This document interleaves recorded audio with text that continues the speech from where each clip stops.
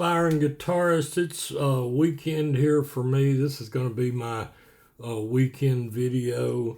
I want to spend just a minute to talk about what I think will be a very, very valuable resource for those of you that are subscribed. Now, I'm still going to do videos that will last anywhere beyond a short to provide enhancements, tips, and resources. I'm really about resources. I don't do lessons. I got asked that, and I appreciate the person that asked it, but I don't do lessons. I do tips. I do enhancements. That's like talking about things you can do with a D chord. There are so many people out there. I've already made several of them guitar-worthy sites, just in guitar. I've got numerous ones that I've done reviews about, and I'm not going to reinvent the wheel. I don't need to. We may have a discussion on things like, what chord do you think you should start with? But you're going to find a million different views about that, which is why in some of my videos I say you've got to assess where you are. If you're a beginner, you've got to start somewhere. If you're an intermediate, I did a little short video about my, if you go to my channel, I'm at Bama Guitar, BAMAGUITAR, and you'll see over to the right is the community page. And I'm starting to add more and more, and this is something I can do all the time. And I'll head up or put a little text in there, and I'll dictate it where I don't have to type with this. It really hurts to type with this thing. But there are so many people out there, and many of them are guitar-worthy sites like Justin Guitar, Anthony Parker, Dan Lopez that I've already mentioned, that have wonderful videos, many of them free. You can support their channel through all kind of ways. You can take their courses, but I will try to put things up that appeal, and I'll always put in what I type what it's about. If you're a beginner, you may not want to see something about the Phrygian scale, and I get that. But like Dan Lopez, I've already put up on there, he's got a really, really good video. It's not that long, about strumming and how important. And then he's also got a video about doing too much at once. So my main reason for being here is to help people learn. It's not to get likes. It's not to get, I never in my life thought I'd have over 800 subscribers. And of course, marketing's always trying to push you to get more.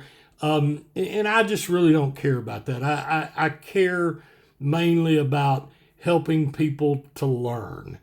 And so, like one of the things I put on there, one of the questions, I started guitar at like 12 years of age. And why did I want to play guitar? Well, I was 12 years old. I wanted to be cool. I wanted girls to like me. I wanted to be a rock star. But also at that time, I wanted to be Johnny Bench, Dick Butkus. There was just, and mixed in was a forest ranger. So, like many of us that are approaching puberty and things like that. When I was 17 years old, and I have this on my community page, and it's pretty interesting. You might want to go and look at it. It's my wife and I were high school sweethearts that both went our separate ways after high school and then came back together 10 years later. But my wife helped me hobble in with a pair of crutches to the Birmingham Jefferson Civic Center Coliseum that I had pretty much camped out to get tickets to Yes. But when I say hobbled in, I was on crutches. I'd had a football knee injury, and I wasn't going to miss Yes. Yes was one of my favorite bands, and I liked all different kinds of things. I'm not going to go there, but here's why I think you may find this video interesting. So we went to this concert. It's the picture of me and Vicky at the concert is my Facebook profile picture. I was like 20 rows back from the stage, and I went to see Steve Howe. who to me was one of the greatest guitarists of the time. Now, I know that's arguable and it's subjective, but he was my guitar hero. I had heard Mood for a Day so many times. I wanted to watch him play that. Now, at that time, I was in a folk group and a gospel group that actually cut an album that helped tour. So, I mean, I was a guitarist. But I wanted to see that. It changed my attitude toward guitar totally.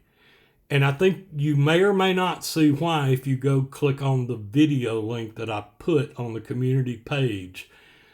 I loved that guitar solo, and watching that man play that let me know I no longer wanted to be a rock star. I no longer cared what anybody else thought about my guitar. I wanted to connect to my guitar. I didn't want to be a lead player necessarily more, or a fingerstyle picker, or this, or a country, or a western, or a blues, right?